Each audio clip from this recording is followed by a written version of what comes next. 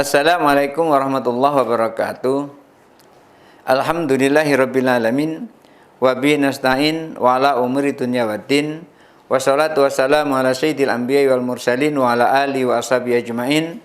Rabbi syrah li sadri wa yassir li amri wahlul 'uqdatam min lisani yafqahu qawli, amma ba'du.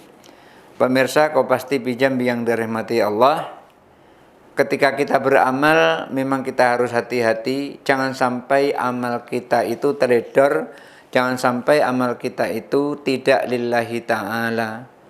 Orang awam biasanya ketika dia beramal itu supaya dilihat oleh orang.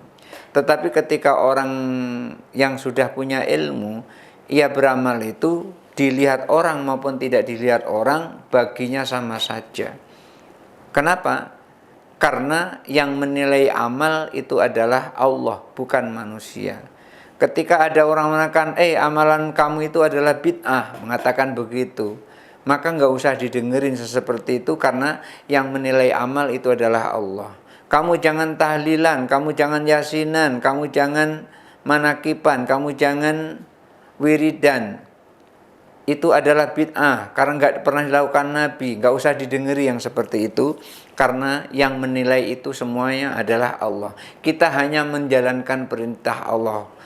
Kita diperintahkan oleh Allah untuk zikir banyak-banyak supaya kita dekat kepada Allah dan hati kita tenang. Ala bidzikrillahi tatmainnul qulub. Bukanlah dengan mengingat Allah hati akan menjadi tenang. Artinya kita berzikir, ketika zikir itu tidak ditentukan oleh Allah, maka kita lakukan sesuai dengan kemampuan kita. Karena Rasulullah sampaikan, idza amartum bisyai'in fa'malu mastata'tum. Kalau aku perintahkan kamu untuk melakukan sesuatu, maka lakukan sesuai dengan kemampuanmu. Kita suruh berzikir banyak, ya banyak sesuai dengan kemampuan kita.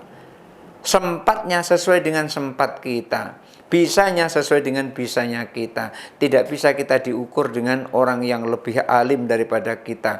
Karena kita beribadah itu adalah semampu kita.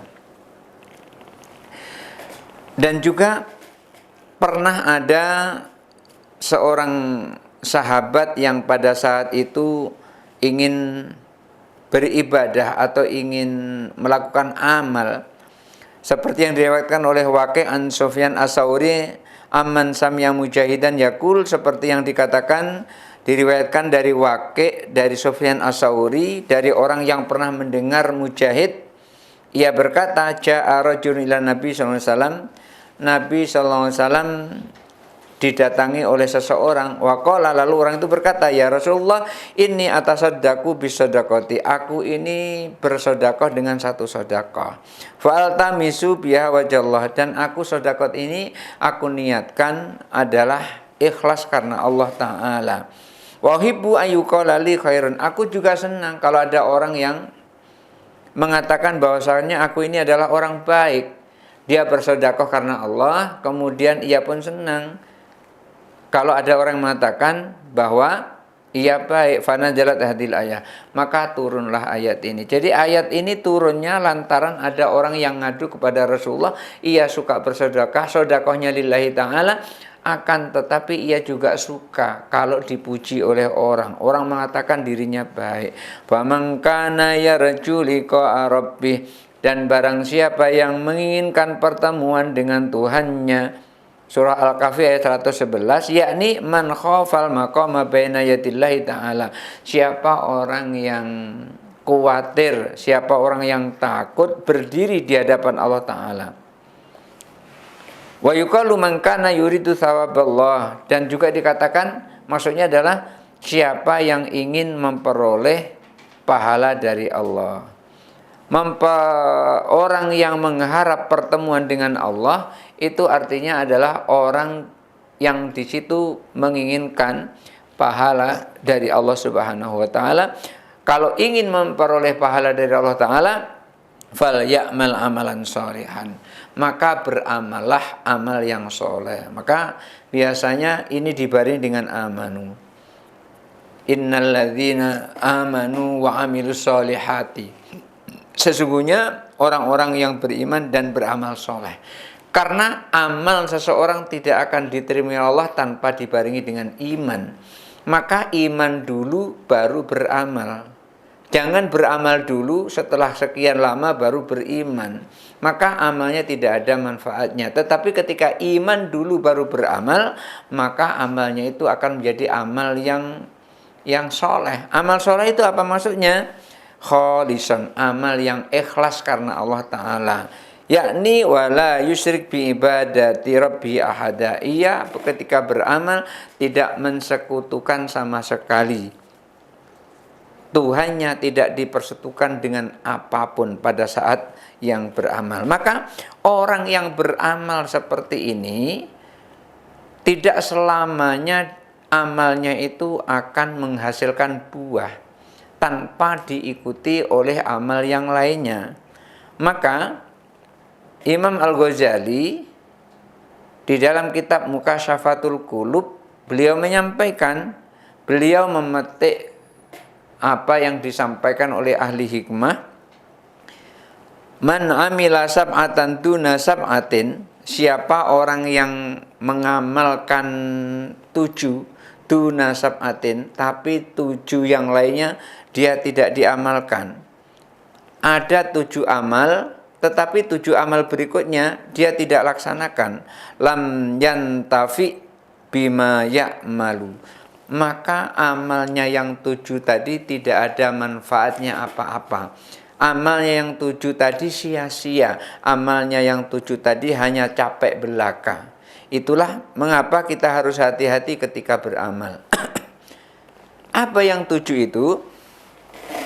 Awwaluha ayya'mala bil khaufi dunal hadri. Yang pertama, dia beramal karena takut, akan tetapi enggak hati-hati. Dia beramal itu karena takut kepada Allah, tapi enggak hati-hati. Maka Imam Nawawi menyebutkan, idza wujidal amalu wa qaranatun niyatu falahu salasatu ahwalin. Kalau orang melakukan amal dan amalnya dibarengi dengan niat, maka amalnya itu akan berada di salah satu di antara 3 tingkatan. Dan yang pertama, ayya'mala khaufan minallahi ta'ala. Ia beramal karena takut kepada Allah Subhanahu wa ta'ala. Lalu bagaimana amal karena takut kepada Allah Subhanahu wa ta'ala? Apa maksudnya ini? Mari kita lihat satu ini yang lewat.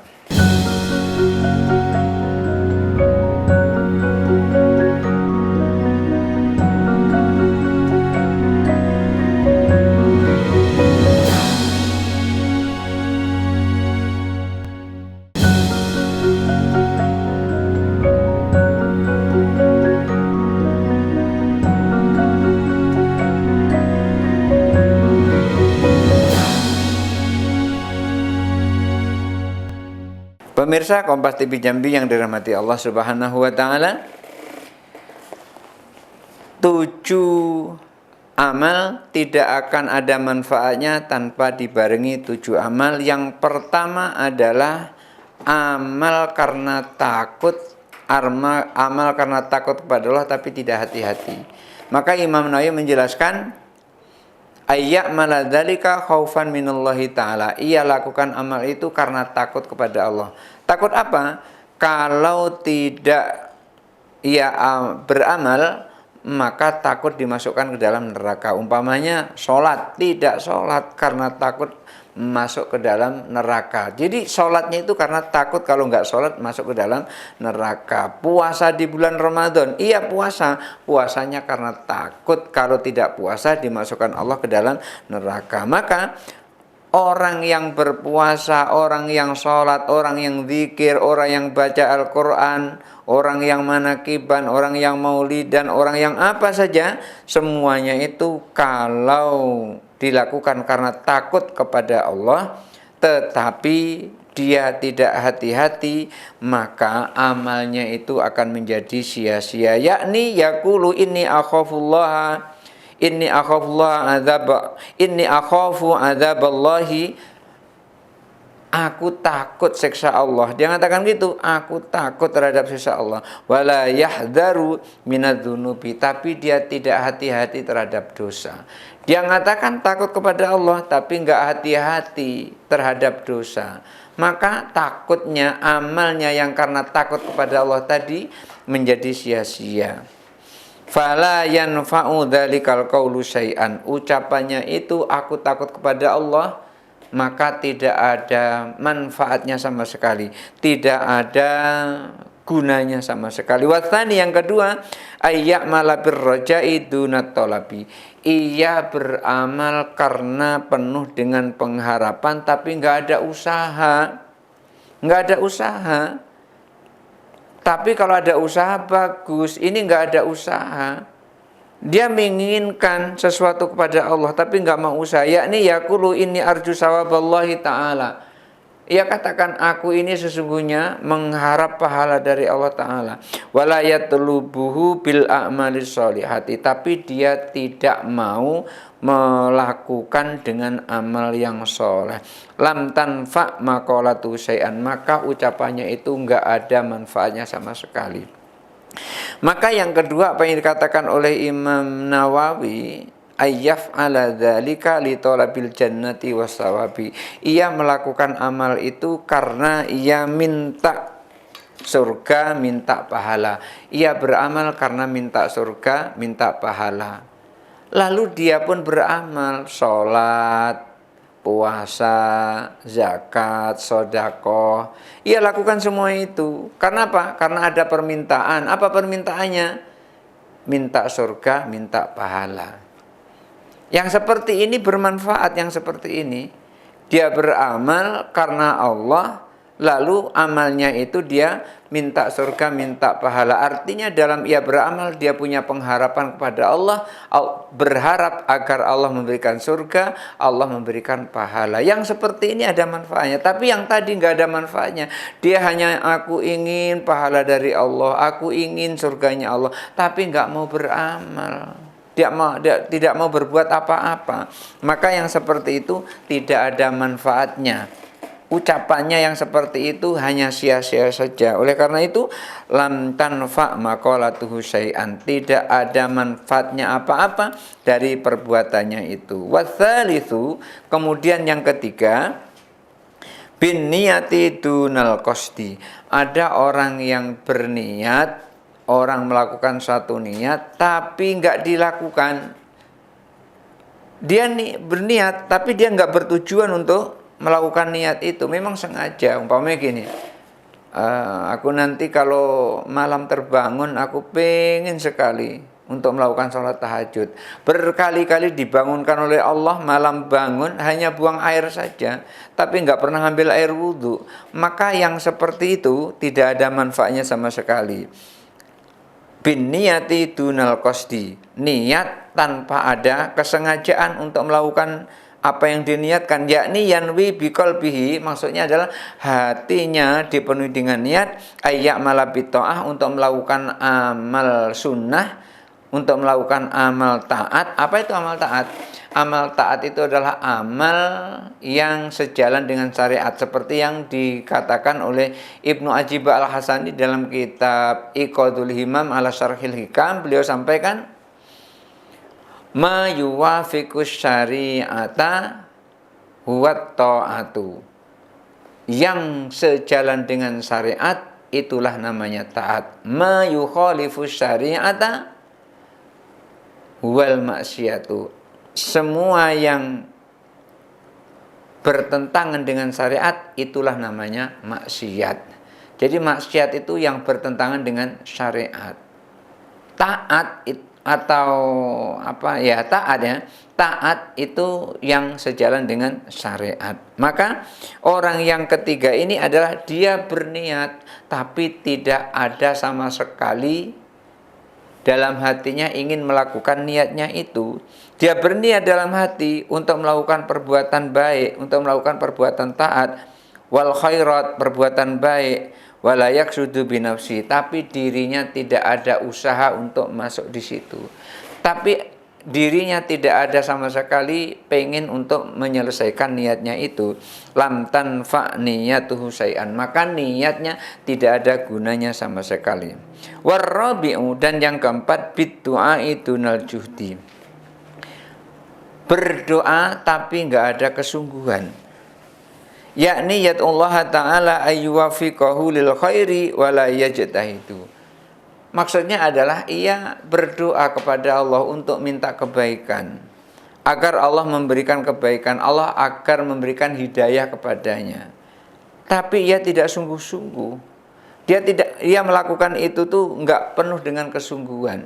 Dia berniat, dia berdoa, ya Allah berikan aku hidayah, ya Allah berikan aku taufik. Tapi dia enggak bersungguh-sungguh di dalam merealisasikan doanya itu. Lam yanfa'hu du'a'uhu syai'an. Maka doanya itu tidak akan ada manfaatnya sekali. Oleh karena itu, ketika seseorang mau berdoa minta sesuatu, hendaklah diikuti sungguh-sungguh. Jangan sekedar minta saja tapi tidak melakukan apa-apa. Bagaimana kelanjutannya? Kita lihat satu yang lewat ini.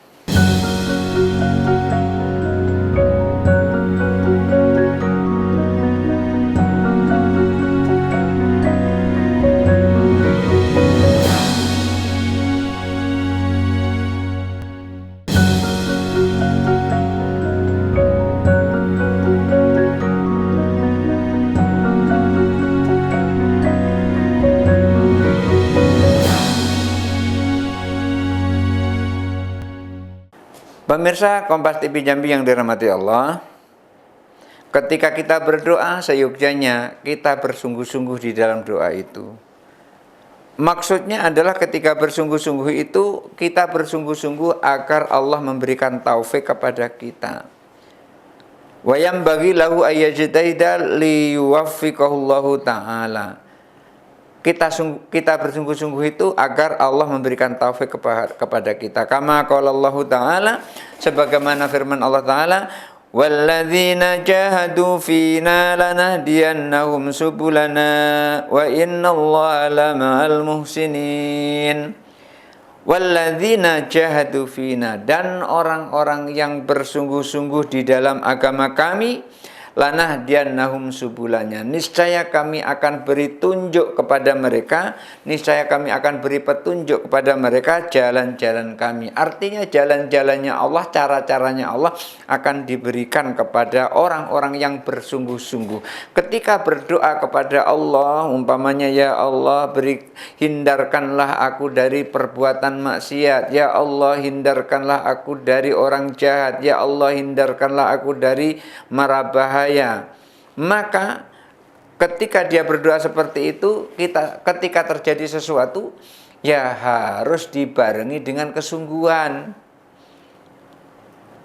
Maka ada sebuah cerita, ada seseorang yang taat sekali ibadahnya. Dia beribadah sangat taat sekali dan dia sangat takut.